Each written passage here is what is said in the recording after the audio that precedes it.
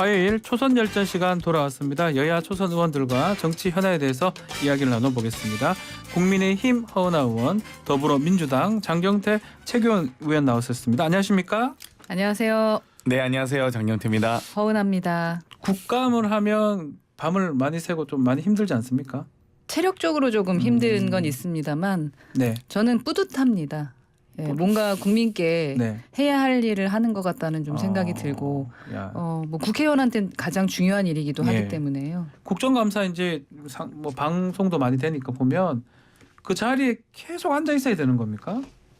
뭐 그렇지는 않고요. 예. 이제 해당 질의 순서가 있어서 자기 질의할 때 본인 예. 질의할 때도 있고요. 특히 이제 지금 코로나 상황에서 이 상임위 회의장 출석을 50인으로 제한했던 적이 있거든요. 그래서 좀 자유롭게 이동도 하시고요. 또 하고. 의원실에서 방송을 통해서 볼 수도 있습니다. 네. 저 같은 경우는 처음부터 끝까지 웬만하면 앉아 있습니다. 앉아 있습니까? 네, 예, 초선이기도 예. 하고 예. 다른 분들 말씀하시는 게 또 화면으로 보는 거랑은 좀 다르기 때문에 이렇게 뉴스킹처럼 중요한 방송이 있을 때를 제외하고는 네. 자리에 앉아 있습니다. 감사합니다. 국감 중인데도 출연해 주셔서 너무 감사드리고요. 10시라.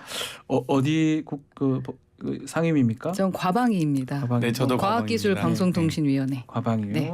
과방위가 지금 전쟁터가 됐던데요, 보니까. 네, 국민을 위한 네. 이제 전쟁터, 저희가 대신 싸워주는 전쟁터가 돼야 되는데 조금 그렇지 못한 부분에 대해서 죄송하다는 말씀 먼저 드리고요. 제가 이번 국감에서 좀 주목하고자 하는 것이 그 과학이 정치 마케팅에 이용이 되면서 네. 양두구육하지 않았는지, 그리고 방송이 정권에 따라서 흔들리면서 곡학아세하지는 않았는지 그 부분에 대한 국민 관점에서 꼼꼼하게 지금 살펴보고 있고요. 우선 2주 동안 진행했었던 부분은, 그러니까 1주 진행했었던 부분에서 원전이 위헌하다면서 그 탈원전을 했던 문정부의 원안위와 한수원이 정작 안전운영 점검 등을 하질 않았습니다. 그래서 안전하다 안 하다를 떠나서 우선 원전의 안전에 대해서 검수해야 되는 것은 당연한 부분인데 네. 그 부분에 소홀했던 표리부동에 대해서 제가 좀 밝혀냈고요. 기본적으로 정쟁보다는 일을 잘했나 못했나를 파악해서 우리 국민의 실생활에 어떠한 도움이 될지에 대한 부분, 뭐 5G에 관련해서 같이 또 이야기한 부분들도 있고요. 속빈강정이 되지 않도록 일 잘하는 대한민국 될 수 있도록 또 행정부 일할 수 있도록 잘 챙기도록 하겠습니다. 장경태 의원도 뭐 또 일각에서는 정쟁의 장이 아니었냐 이런 얘기도 있던데 본인도 평가 한번 주십시오. 뭐 대통령님 욕설 의혹 있는 방송을 한 MBC에 대한 탄압, 또 민영화 언급, 또 YTN 민영화 언급, 또 이 방통위원장을 비롯한 여러 이 인사들에 대한 사퇴 압박, 언론 장악 말고는 할 게 없는지 정말 우리 국민들의 실생활에 도움이 되는 5G라든지 망 사용료라든지 여러 가지 민생 현안들이 있습니다. 그러면 이 민생 현안 위주로 좀 얘기를 해주셨으면 좋겠습니다. 자꾸 이렇게 이 방통위원장 임기를 계속 유지할 거냐 아니면 뭐 혓개물지 죽지 뭐하러 그런 짓 하느냐라는 뭐 본인을 지칭하셨던 아니면 상대를 지칭하셨던 상임위장에서 할 질의로 적절하진 않거든요. 어찌됐건 이런 발언들 하지 마시고 가급적이면 5G나 망사용료 같은 민생 현안 위주로 했으면 좋겠습니다. 기본적으로 한상혁 위원장, 방통위원장 같은 경우 제가 지적했었던 부분은 작년과 재작년에 제가 과방이었거든요. 네. 국감에서 큰 소리 치면서 N번방 후속 조치하겠다고 했었는데 아무것도 안 했어요. 정말 아무것도 안 하고 아무것도 안 0% 했어요. 예. 일을 해서 제가 좀 꾸짖었습니다. 방통위원장으로 법으로 지켜지는 어떤 임기에 대한 권리만 주장할 게 아니라 자신이 해야 될 일을 하면서 그 일을 해야 된다라는 주장이 그 지적이 어떤 게 잘못된 건지 모르겠습니다. N번방에 대한 후속 조치를 하는 윤석열 정권은 여가부를 폐지하고 있습니다. 네, 이상입니다. 알겠습니다. 자, 과방 얘기 전혀 좀 다른 했고요. 얘기입니다. 매우 중요한 네. 얘기죠. 안보 이슈부터 하나하나씩 좀 보도록 하겠습니다. 북한 최근에 보름 동안 7차례 미사일을 도발을 했고요. 김정은이 현장에 모두 지휘했다는 게 지금 보도가 되고 있습니다. 또 적들하고 대화할 필요가 없다. 아마 이게 윤석열 정부를 향한 메시지가 아닌가 그렇게 읽혀지거든요. 자, 어떻게 봐야 됩니까? 담대한 구상 이렇게 얘기를 했었는데 결국은 북한에서는 반응이 없는 것 같기도 하고요. 북한에서는 반응이 있는 거죠. 예, 저희는 뭐 준비한 대로 기존의 문정부와는 전혀 다른 방향을 지금 생각하고 있는 것 아니겠습니까? 그래서 네. 한미일 뭐 연합 훈련도 하고 있고요. 그래서 북한에서는 지금 이 자체가 반응이라고 생각하고 있고 이 반응에 윤 정부가 어떻게 대처하는지는 국민들께서 좀 지켜보시면 될 것 같습니다. 앞으로 어떻게 대처할지. 네. 뭐 이제 윤석열 정부는 원래 담대한 구상 얘기를 했었는데 정반대 반응 아예 듣지 않고 대화하지 않겠다 이렇게 얘기를 하거든요. 어떻게 보시는지요? 뭐 장경태 의원님? 저는 뭐가 담대한지 모르겠고요. 그냥 무식한 표절로 보입니다. 그러니까 소위 과거 이명박 정부의 비핵개방 3천, 또 박근혜 전 대통령의 이 통일 대박론에 단 한 걸음도 전진하고 진전되지 못한 아니라고 보고요. 여러 가지 지원 대책 공수표는 많이 날렸는데 지금 유엔 제재와 미국 제재가 있는 상태에서 대한민국 정부가 할 수 있는 게 뭐가 있습니까? 지금 이거 지원 뭐 여러 가지 대규모 식량 지원부터 해서 농업 기술 지원, 병원 현대화 다 공수표만 날려놨는데 그거 어떻게 할 수 있습니까? 못합니다. 그렇기 때문에 결국 국제사회의 공조 속에서 이 비핵화 과정을 혹은 또 북한 핵 문제를 여러 가지 해결책을 모색해야 되는데 지금 결국 해놓은 거는 이 비핵화 과정이 아닌 한미일 군사 합동 군사훈련입니다. 더 동아시아를 전쟁의 위협 속에 최소한 국지전의 발발 위협이 높아지고 있는 상황에서 계속 이렇게 이 안보 무능 정권으로 안보 파탄으로 계속 이어갈 건지 그게 더 걱정이고요. 군대가 있는 우리 장병들께 더 송구스러운 뿐입니다. 기본적으로 일본에 대해서 저렇게 민감하게 반응하기 전에 지금 7차례 미사일 도발을 했거든요. 어제도 뉴스에 그 미사일 발사와 도발과 여러 가지 부분에 대한 뉴스가 가장 많았는데 왜 그 문 정권 그리고 그 민주당에서는 북한에 대해서는 강한 이야기를 하지 못하는지, 그러니까 적들과 대화할 필요성이 없다라고 말하는 김정은 국무위원장과 같은 마음이 아닌지 하는 생각이 들 정도입니다. 우선은 대한민국의 평화, 대한민국의 안전을 먼저 생각하는 것이 우선되어야 된다라고 생각합니다. 그러니까 적들이 그게 같이 이제 포함된다고 비슷하게 말씀하셨는데 같이 좀 말씀 주십시오. 결국은 국민의힘이 문재인 정부의 이 굴종 외교 결과다 이 상황이 그렇게 얘기를 하고 있고 지금 그리고 권영세 통일부 장관은 9.19 남북 군사 그 합의도 파기하겠다 가능성까지 거론했거든요. 같이 어떻게 보십니까? 2018년 당시에 북미 간의 정상회담이 3차례 있었고요. 한미 정상회담이 3차례 있었습니다. 네. 남북 정상회담도 수차례 했는데요. 3차례 정도 있었던 것 같은데 어찌되었건 여러 가지 미국과의 한미 동맹 그리고 국제사회 공조 속에서 이 문제를 해결해야 됩니다. 그런데 북한을 상대로 우리가 무슨 굴종 해결을 했는지 근거가 참 없다. 그리고 북한을 상대로 한 지금 윤석열 정권의 이 정말 이 소심한 표절 정책이 과연 가능한지도 모르겠고요. 사실 저는 이제 한미일 군사 동맹에 대해서 좀 이 보수 정권은 존중하되 최소한 우리가 친일 정권, 매국 정권은 아니었으면 좋겠습니다. 저는 한미일 합동 군사 훈련을 하려고 했다면 최소한 일본 총리가 독도는 한국 땅이다라는 선언 정도는 받았어야 된다고 봅니다. 과연 한일 정상회담 뭐 간담회라고 일본은 주장하고 있는데요. 국기도 없이. 근데 과연 그거 무슨 간담회를 하셨습니까? 전 최소한 3가지 부분에서 이 합동 군사훈련 지적하고 싶은데요. 네. 첫 번째는 일본 군대를 인정하는 건지 묻고 싶습니다. 두 번째는 이 주한미군이나 주일미군을 통해서 미국 정부와 일본 해상자위대가 일본 내의 영해에서 군사훈련 할 수 있다고 봅니다. 일본 영토를 방어하기 위해서. 근데 이거는 이 사실상 한미일 합동으로 공격형 훈련을 하고 있는 거거든요.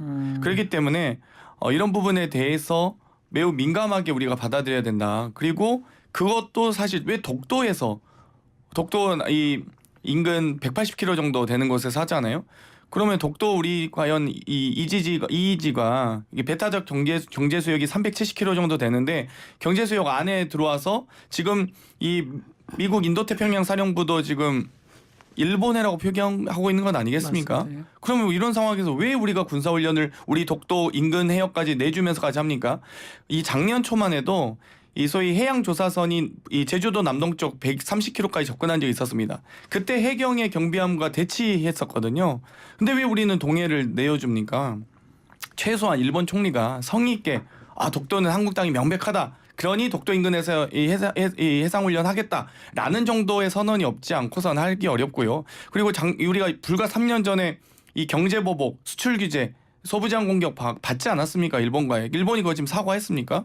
전혀 아닙니다. 그런데 왜 도대체 이렇게 일본 정부에 다 간이고 쓸개고 다 내어주는 건지, 이 정권이 도대체 생각 있는 정권인지 솔직히 모르겠습니다. 한미일 군사훈련 왜 합니까?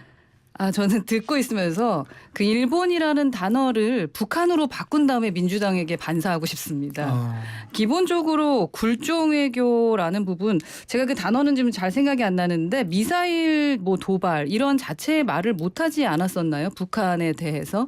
그래서 얼마나 저희가 그 단어에 대해서 언론인들이 주의했었었나. 뭐 정체불명의 뭐 포탄체 뭐 이런 식으로 뭐 그런 식으로 예. 얘기했었던 것은 그럼 어떻게 설명하시려고 하는 건지 지금 질문 자체도 북한에 대한 굴종 외교에 대한 결과다라고 저희가 얘기하고 있다라고 해서 그거에 대한 답변을 요청했는데 갑자기 또 일본으로 가서 그 일본하고 지금 전쟁을 하고 있는 건가요, 저희가? 외교 전쟁은 말이 됩니다만 이러한 전쟁에 대한 이야기를 하는 게 맞는 건지라는 생각이 들고, 국민에게 선동하기 위해서 자꾸 독도를 끌어내고 있는데 독도는 우리 땅입니다. 그건 네. 우리 대한민국 사람들 누구나 알고 있습니다. 근데 지금 그 상황이 왜 나오는지를 얘기 못 하겠고요. 뭐 그 훈련했던 일본 측 공해상에서 훈련을 했음에도 불구하고 185km 떨어진 곳에서 했대요. 독도는. 그리고 일본에선 120km 떨어진 곳에서 했으면 어디서 더 가까운 겁니까? 거리상으로도 일본 측 공해상에서 했던 것이 맞는데 왜 굳이 여기에 독도를 끌고 나오는지 이렇게 자극적인 이야기를 하면서 자꾸 왜곡하고 반일 선동하는 것 옳지 않다고 생각합니다. 잠깐만, 저 짧게만 말씀드릴게요. 대한민국 국민이 다 아는 얘기라고 하셨으니까요. 윤석열 대통령께서 딱 두 마디만 하셨으면 좋겠습니다. 독도는 한국 땅이다. 그리고 이 군사훈련지는 일본해가 아닌 동해다. 지금 일본 정부, 미국 지금 태평양 사령부도 다 인도태평양 사령부도 지금 일본해로 표기하고 있는 것 아니겠습니까? 그럼 일본해라고 생각하십니까? 동해라고 주장해 보십시오. 동해입니다. 네, 동해. 저는 그러니까 그렇게 믿고 있고요. 기본적으로 대한민국 국민이 다 아는 얘기를 윤석열 대통령만 못하지 않을까라는 생각이 들기 때문에 그거는 좀 한번 너무 많이 언급하셨으면 왜곡된 좋겠습니다. 것 같습니다. 윤석열 대통령도 독도는 우리 땅으로 생각하십니다. 그리고 저희가 몇 년 동안 일본 눈치 보느라 말씀 못 하실까 봐. 해외에서 네. 그 지도상에 자꾸 이제 일본해라고 써 있는 부분에 대해서 저희가 요청을 계속하고 있는 것은 네. 뭐 다 알고 있는 상황이고요. 기본적으로 우리나라 사람이 독도를 일본 땅이라고 하는 분이 누가 있겠습니까? 그리고 동해를 일본해라고 하는 사람이 어디 있겠습니까? 그거는 좀 너무 왜곡된 거다라고 생각합니다. 자, 지금 민주당에서는 이제 이재명 대표가 이제 친일 국방이다, 우길기 얘기를 하고 있습니다. 우길기 걸고 뭐 거리는 좀 다르겠지만 독도 근처까지 온 거 잘못된 거 아니냐라고 하는데, 과거에도 우길기 걸고 왔던 사례는 있는 것 같습니다. 장경태 의원님. 뭐 여러 가지 이 친선 행사에서는 뭐 달고 왔기 때문에 뭐 그 부분을 친선 교류하는 과정에서는 뭐 크게 제재하진 않았습니다. 매우 불쾌감과 유감을 전달하긴 했죠. 네. 그런데 이렇게 군사훈련하는 이 여러 가지 이 어떤 군사력을 발휘하는 장에서 6.11을 사용하고, 그리고 친선 목적이 아닌 이 독도 인근에서 특히나 일본이 지금 독도에 대해서 여러 가지 자신들의 영유권을 주장하고 있는 상황에서 우길기를 달고 우리 공해상에 이렇게 자꾸 접근하는 것에 대해서 저희는 쉽게 생각할 문제는 아니라고 봅니다. 그렇기 때문에 일단 자위대가 일본 이 영해를 벗어나서 우리 공해로 들어오는 것도 문제고요. 또 우길기를 군사훈련 중에 사용하는 것도 문제이기 때문에 저는 이런 부분에 대해서 우리가 자꾸 이렇게 간이고 쓸개고 내어주듯이 친일 모습에 그러니까 친일 정권의 모습 보여서는 안 된다고 봅니다. 이건 정말 대한민국 국익에 관련된 사안이다, 이렇게 좀 다시 한번 강조드리고 싶습니다. 같이 헌원을 질문 드리겠습니다. 그러다 보니까 대통령실 어제 엄중한 안보 현실을 대비해야 된다 강조를 하면서 이재명 대표 발언을 놓고 뭐 격앙된 반응들이 나왔던 것 같은데, 이렇다면 이제 영수회담이 조금 쉽지 않다 이런 얘기까지인데 같이 한번 말씀 좀 주십시오. 만약에 이제 제가 대통령이라던가 대통령이 되더라도 지금 영수회담이 가능할까라는 생각은 듭니다. 왜냐하면 개인적으로 봤을 때 그렇다는 거죠. 예, 모든 것에 대해서 왜곡을 하고 있고 지금은 또 기존의 조국 전 민정수석이 그 선거는 한일전이다라는 식으로 자꾸 뭐 축창가 선동을 했었는데 그러한 흐름이 보이지 않겠습니까? 그러니까 일본에 더 가까운 공해상 훈련인데도 독도 근처라고 왜곡을 하고 또 백해무익한 반일 선동해서 정치 지도자가 해서는 안 되는 그런 말들을 하고 계신 거거든요. 네. 이런 상황에서 영수회담 하는 것이 어떤 의미가 있을까? 저는 영수회담을 찬성했었고 빨리 해야 된다라는 입장이었는데 이렇게 되는 건 아닌 것 같아요. 과연 이재명 대표에게 털끝만큼의 어떤 진정성이 있는 것인가라는 의심이 들기 때문에 그저 눈만 뜨면은 이재명 그 스스로의 사법 리스크를 어떻게 하면 빠져나갈 수 있을까를 고민하는 분처럼 보입니다. 너무 서두르지 않으셨으면 좋겠어요. 이렇게 공격거리가 되지도 않는 부분을 가지고 억줄이 꼬투리를 잡으면서 지금 대한민국 그 국민들을 선동하는 것 이것은 옳지 않기 때문에 이렇게 어떻게든 흠집내고자 하시는 대표를 만나는 것, 가짜뉴스와 왜곡 선동하시는 분을 대표를 만나는 것, 저 같아도 조금 고민할 것 같습니다. 왜곡 흠집 말씀을 하셨습니다. 핑계 없는 무덤 없다고 생각하고요. 손에 왕자를 쓰고 나오시든 흰 눈썹을 붙이시든 상관없습니다. 민생 문제를 위해서 지금 고육과 고물가 고환율 시대 아니겠습니까? 정말 어려운 상황입니다. 그런데도 불구하고 자꾸 이렇게 이 핑계와 변명으로 영수회담 뭐 저희는 계속 요구할 겁니다. 조건 없는 영수회담 요구할 텐데요. 계속 그러시다가는 지지율 무덤에 빠질 수밖에 없다. 다시 한번 말씀드리고 싶습니다. 아니, 지금은 이건 지지율의 문제가 아니지요. 예, 안보의 문제죠. 알겠습니다. 자, 이제 국감 관련해서 또 법사위 얘기도 해보겠습니다. 이제 2주차 되는데 법사위가 가장 뭐 원래도 좀 대립이 많았지만 이번 주가 좀 상당히 심각할 것 같습니다. 특히 감사원 국정감사가 예정이 돼 있는데 민주당이 지금 대감 게이트다라고 얘기를 하면서 감사위원들 나오시라, 또 이감사 수석 나와라, 그리고 만약에 불출석하면 감사를 거부하겠다라고 얘기를 하셨습니다. 일단 우리 장경태 의원님 말씀부터 먼저 들어보겠습니다. 감사원이 왜 이렇게 칼춤을 추나 했더니 결국 소통이 아닌 내통하고 있었구나라는 이 물증이 발견된 순간이었습니다. 이제는 감사원이 감사를 받아야 될 때라고 보는데요. 정말 감사원장은 감사원이 헌법상 독립기구인, 검찰총장도 검찰청법에 의해서 임기가 보장되지만 감사원은 헌법이 임기를 보장하고 있지 않습니까? 그런 만큼 독립성과 자치성이 중요한 기관임에도 불구하고 감사원장은 대통령의 국정을 지원하는 기관이라고 하지 않나?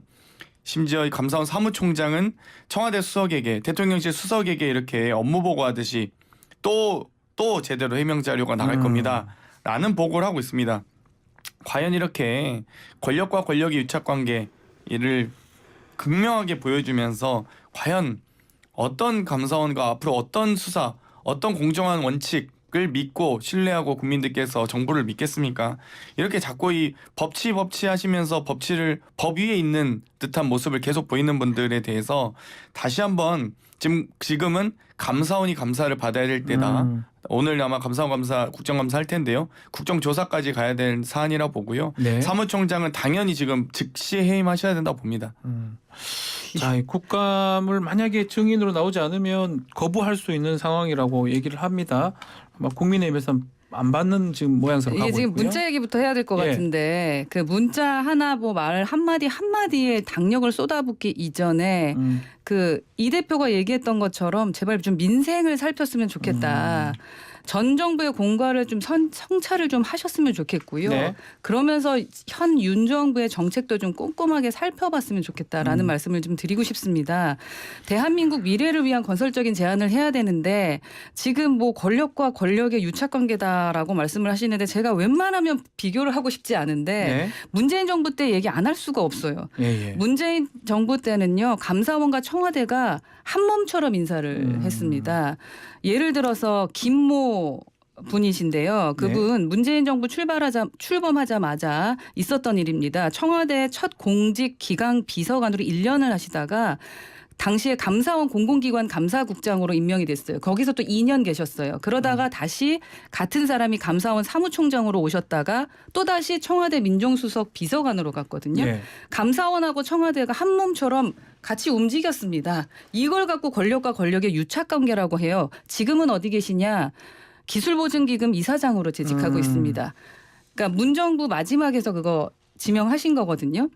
반대로 임명할 때는 적임자라고 세웠던 분 계시죠. 지금 최재형 의원입니다. 정 감사원장, 월성원전 등에 대해서 다른 의견을 내니까 그만두라고 했던 게 문정부입니다. 네. 제 얼굴에 침 뱉기 좀 적당히 하셨으면 좋겠고 기본적으로 정책국감하고 민생국감을 했으면 좋겠다라는 생각입니다. 자, 그렇게 되면 이 감사원 이 국정감사는 법사위 쉽지 않은 상황인가요? 어떻게 되는 겁니까?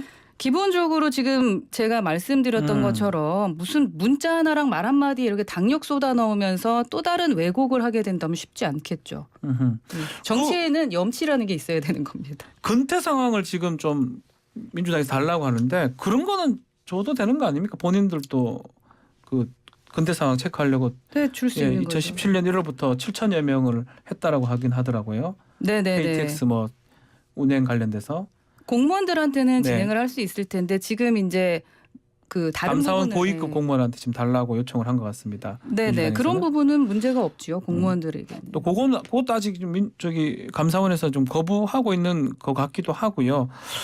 특히 지금 좀 놀라야 되는 것 중에 하나가 김재남 이사장 같은 경우 열차 이용 내역을 민간인 것 없이 다 이렇게 받았던 게 논란이 되고 있습니다. 그 부분 어떻게 보십니까? 그 부분은 충분히 오해할 수 있고 좀 일을 자초했다라는 생각이 들고요. 예. 좀 더 신중했어야 된다라고 저는 생각을 합니다. 다만 감사원 지금 말씀하셨던 네. 것처럼 감사원의 공직자 7천여 명을 일괄적으로 좀 그 조사했던 것 같고 그분들에게 요구를 했었던 부분인 것 같아요. 그래서 표적 감사다라는 식의 어떤 그 말을 하는 것은 좀 무리수를 두는 것 같다라는 생각은 듭니다. 네, 장경태 의원님 말씀 한번 들어보겠습니다. 일단 오늘 감사원 감사 과정에서는 뭐 당연히 이관섭 국정기획수석 참석하셔야 되고요. 네. 이 사안에 대해서 유병호 사무총장이 어떤 보고를 받으셨는지 당연히 저희가 뭐 다른 게 아니라 뭐 감사의 증인으로 출석하셔서 제대로 해명하라는 겁니다.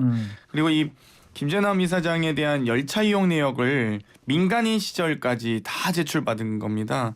공직자 7,100명에 대해서 공직자에 대해서는 감사할 수 있습니다. 그런데 민간인 시절까지 요구해서 감사원이 이렇게 표적 마치 검찰 수사하듯이 이렇게 감사를 하는 것 자체가 문제고요.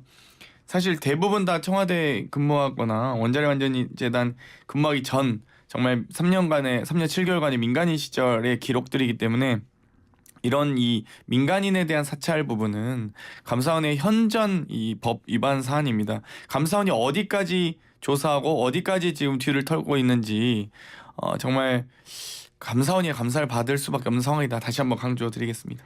다시 한번 말하지만 표적 감사는 아니다라는 말씀을 좀 드리고 싶고 네. 증인이 제대로 나와서 증명하라라고 말씀하셨던 부분을 전 문재인 전 대통령이 서면 조사 거부한 것에 대해서 얘기를 좀 하겠습니다. 네. 기본적으로 똑같이 증명해 주셨으면 좋겠거든요. 서해 공무원 피살 사건의 진실은 누구에게 물어야 될지 저희는 모르겠습니다.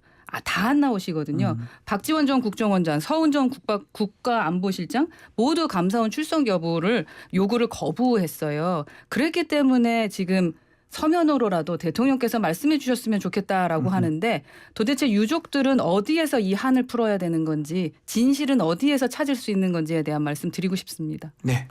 감사원은 기본적으로 공직자에 대한 감사 기능만 가지고 있죠. 민간인에 대한 감사는 할 수가 없습니다. 그런데 검찰 수사도 압수수색을 하더라도 법원의 영장을 발부받아서 하거든요. 감사원은 지금 어떤 이 법적인 권한이 없이 민간인에 대해서 어떤 권한으로 지금 한 겁니까? 앞으로 이게 허용된다면, 이게 방치된다면 감사원은 공무원을 단 하루라도 했던 사람들에 대한 모든 이 열차와 카드 기록 등을 다 또 감사 요구를 할 수 있는 겁니다. 이걸 허용해서는 절대 안 되고요. 앞으로 정말 우리 감사원이 지금 계속 이렇게 대통령실의 하명에 따라서 감사하는 듯한 모습을 보이기 때문에 특히나 더 이 이관섭 수석에 대한 출석 요구를 할 수밖에 없고요. 앞으로 다시 한번 되묻고 싶습니다. 최재형 전 감사원장 지금 현 국민의힘 의원이시죠. 감사원이 이렇게 돌아가는 게 이렇게 운영되는 게 적절한지 왜 전 감사원장이자 지금 정치인인 국민의힘 최재형 의원께서는 여기에 대한 이 답변이 없으신지 입장을 좀 정리해서 주셨으면 좋겠습니다. 사실은 이 감사원이 제대로 운영되고 있는 건지요. 확인을 해야 될 것 같은데 민간인을 사찰할 수는 없습니다. 저도 그건 당연하죠. 인정하고요. 그러나 공직자 7천여 명에게 지금 공직자세요. 지금 하신 네. 분은 김재남 이사장. 맞습니다. 예. 예, 그분들에게 일괄적으로 요구한 것이기 때문에 어떤 표적 감사는 아니다라는 의견이었고요. 네. 그리고 감사원의 서면 조사 현실적으로 강제할 수는 없습니다. 문재인 대통령에 대해서. 하지만 그 부분에 대해서 선택에 대한 가치 평가는 국민들이 하실 거다라고 알겠습니다. 말씀드리겠습니다. 자, 시간이 얼마 안 남았는데 정당 지지율도 한번 살펴보겠습니다. 좀 한 조사에 따르면 리얼미터 조사인데요. 민주당 지지율이 50%에 육박한 여론조사가 나왔었어요. 이재명 대표가 대여 공세도 하면서 납품 단가 연동제 이게 민생 관련된 얘기 같습니다. 투트랙 기조가 막 효과가 있었다라고 어떻게 장경태 의원님 그렇게 보시는 겁니까? 일단 저희는 양곡관리법부터 시작해서 네. 여러 가지 이 납품 단가 관련된 여러 가지 이제 이 민생 현안들도 같이 하고 있고요. 뭐 저희는 뭐 대여 공세를 지금 강하게 하고 있다고 생각하지는 않습니다. 하도 지금 이 몰상식한 여러 가지 이 현안들이 많아서 네. 그 부분을 지적하고 있는 것뿐이지 저희가 뭐 이 민생 현안에 저희는 집중을 계속 하겠고요. 납품 단가 이 연동제 같은 경우도 앞으로 지금 계속 이 고유가 시대, 고물가 시대에 원자재 가격 상승으로 인한 많은 하청 기업들의 부담이 있는 건 사실입니다. 정말 특히 소상공인과 자영업자들의 어려움이 가중되고 있고요.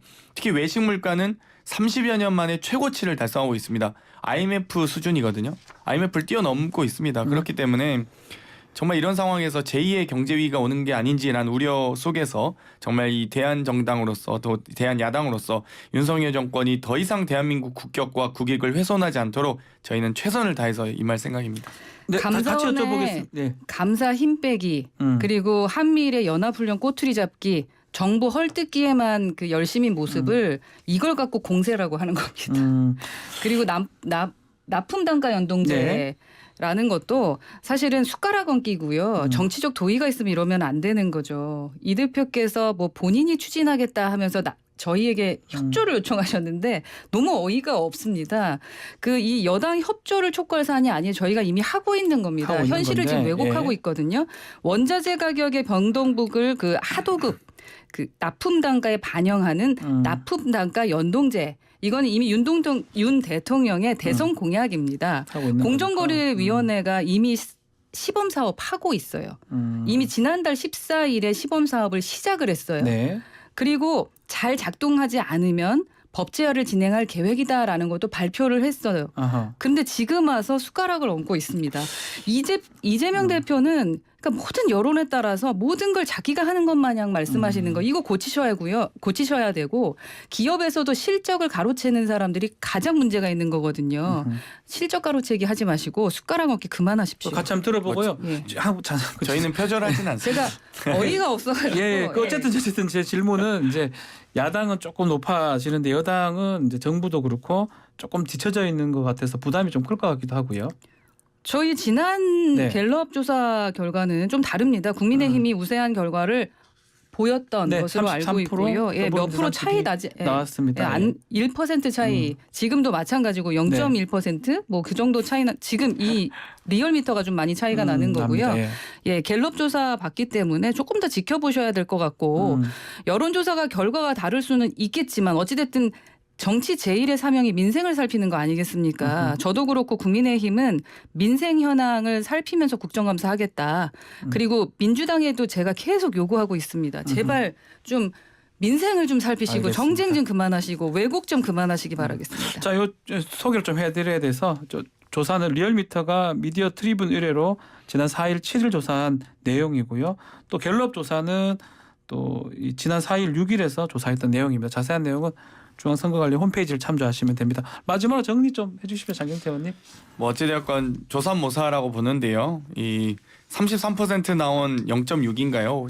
약간 오른 낮은 지지율을 선택할 건지 조금은이라도 높은 35.2에 이 낮아진 지지율을 선택할 건지의 문제라고 봅니다. 어찌됐건 지금 최소한의 국정 운영에 정말 양심에 호소하는 정말 지지층이 윤석열 정권에 대해서 긍정으로 지금 지지를 하고 있다. 그리고 그 긍정도 지지가 아닌 정말 최소한의 대한민국 국격과 국위를 지켜달라는 의미라고 좀 되새기시면서 긍정보다 부정이 2배 이상 높다는 걸 꼭 명심하셨으면 좋겠습니다. 지금 말씀하셨던 거는 사실은 윤 정부가 아니라 당에 대한 거 말씀하셨던 거 아닌가요? 알겠습니다. 네, 지금 1.1 사고에 대해서 말씀드린 거고요. 알겠습니다. 경제 참사, 외교 질문한 참사, 것에 대한 국방 답변을 좀 참사. 해주시길 바라겠습니다. 마무리하도록 네. 하겠습니다. 네. 국민의힘 뭐 사실은 뭐 떨어지고 있는 건 사실이지만 알겠습니다. 앞으로 올라갈 겁니다. 알겠습니다. 자, 오늘 조선열전 여기서 마무리하겠습니다. 허은아, 장경태원 두 분 감사합니다. 예, 고맙습니다. 감사합니다.